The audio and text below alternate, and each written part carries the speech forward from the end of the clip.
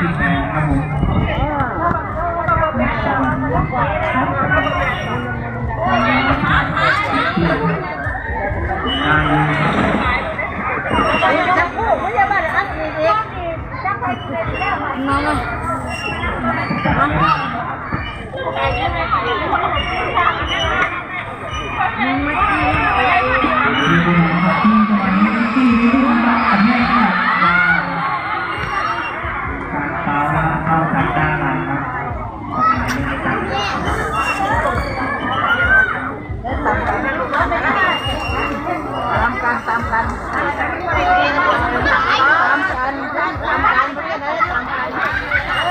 กีฬากับกันนะว้าวไทยขังนี่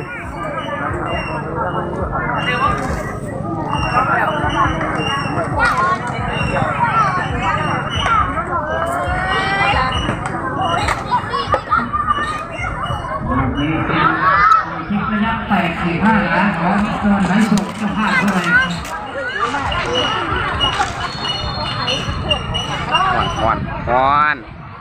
อันเป็นกีฬาเรียบร้อยตอนให้สูง1-0ครับตอนให้สูงนำแล้วจับประตูแล้ว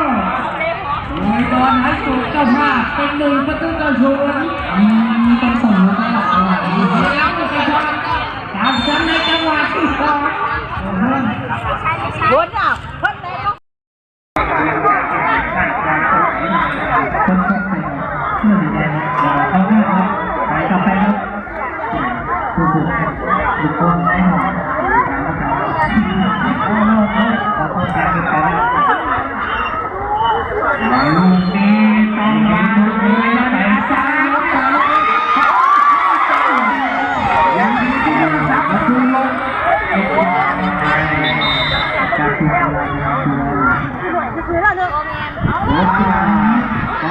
เวลานาฬิกาในข้อมือของผู้ตัดสินเขาคงจะบีบหัวใจของเธอทั้งสองคนไปหาคนไว้ตอนนี้เวลาการหยุดทุกทีนะครับผมโรเบิร์ตตีมุมส่งมุมเป็นฝ่ายที่จับตั้งโลกองเชียร์รอแถวตัวครับขอเสียงนะครับผมวันนี้กับในที่สู่กับเสียงของทางใต้พัฒนาออกไปพยายามสร้างให้กับผู้ตัดสิน